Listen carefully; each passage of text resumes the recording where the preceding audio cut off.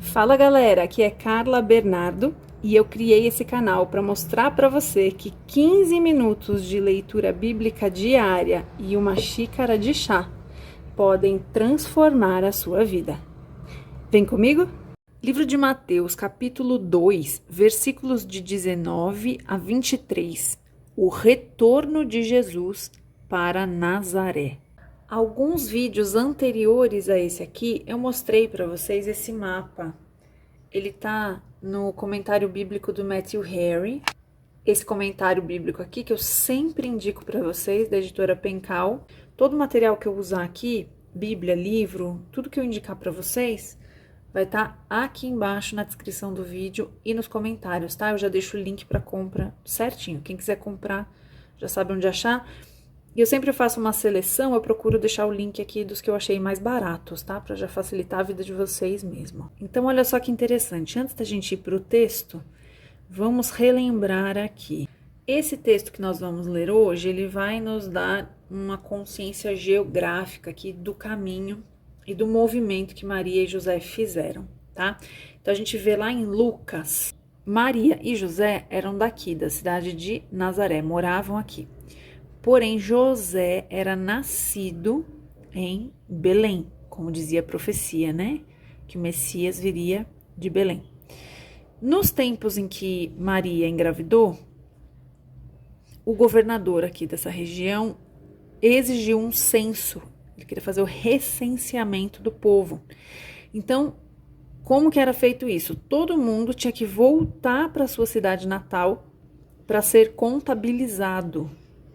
E é por isso que José viaja com Maria grávida, prestes a dar à luz, saem de Nazaré, vão para Belém.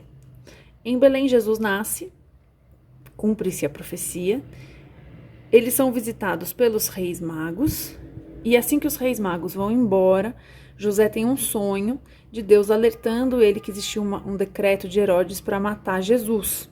Então, Deus manda eles fugirem para o Egito. O Egito não aparece nesse mapa, ele tá para cá, tá? Ele fica aqui no norte da África. Então, eles saem de Belém e vão para o Egito. O texto que a gente vai ler hoje é a volta para Israel. Então, Jesus vai sair do Egito com José e Maria, já crescidinho, e vai voltar para Nazaré, aqui em cima, tá bom? Só para vocês entenderem geograficamente, aí de um jeito mais fácil.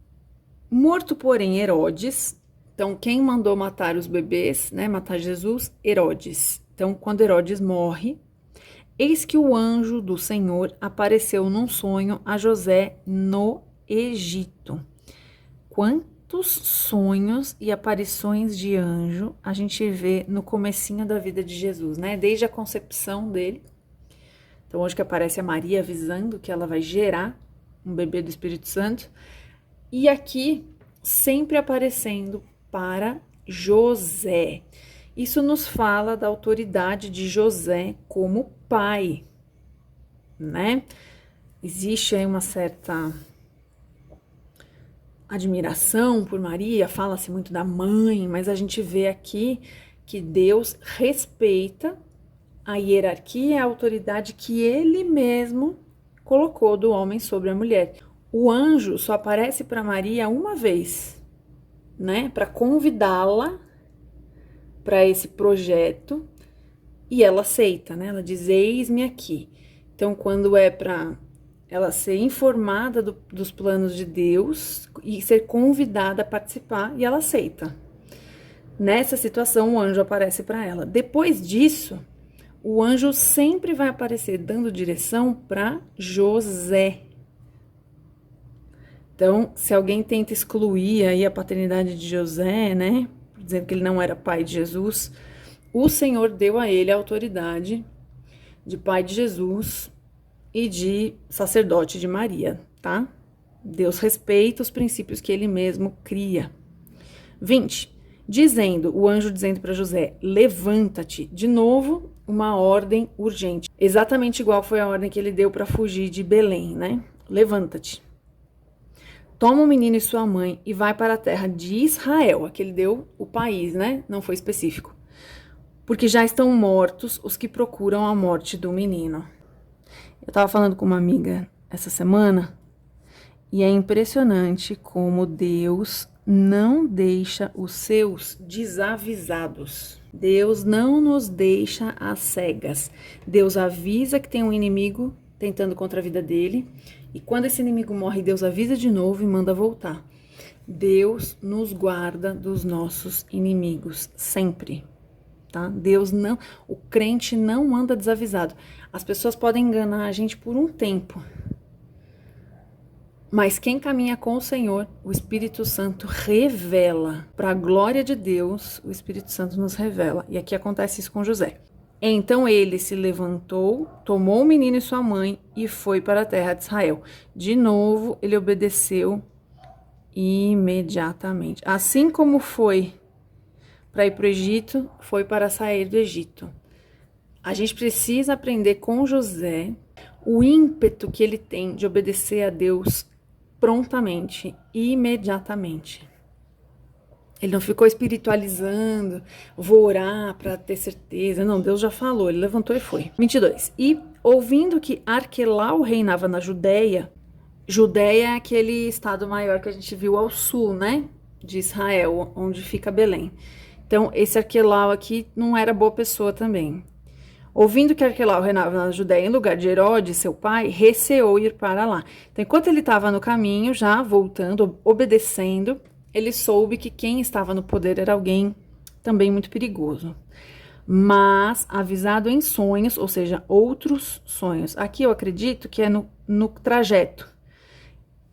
Quando ele já está obedecendo, quando ele está no caminho, ele vai recebendo novos direcionamentos. Quando Deus nos dá uma ordem, a nossa obrigação é fazer o que José fez aqui, ó.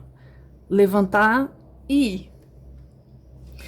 Deus nunca vai revelar pra gente, quer dizer, eu não vou dizer nunca porque eu não posso pôr Deus numa caixa, né? Deus faz do jeito que ele quiser. Mas, pelo que eu leio na Bíblia e as minhas experiências, Deus não costuma revelar de cara o que ele vai fazer. Geralmente ele dá uma ordem, você dá um passo de fé, e no caminho, no trajeto, o Senhor vai se revelando. Porque Deus é um Deus de relacionamento.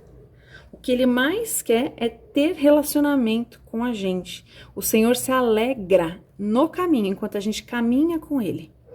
E aqui ele aparece de novo, né? Enfim, em sonhos, ele envia sonhos para direcionar José.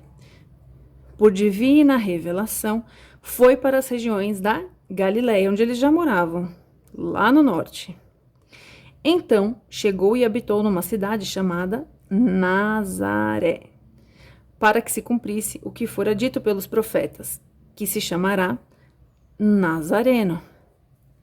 Então, Mateus de novo, para que se cumprisse.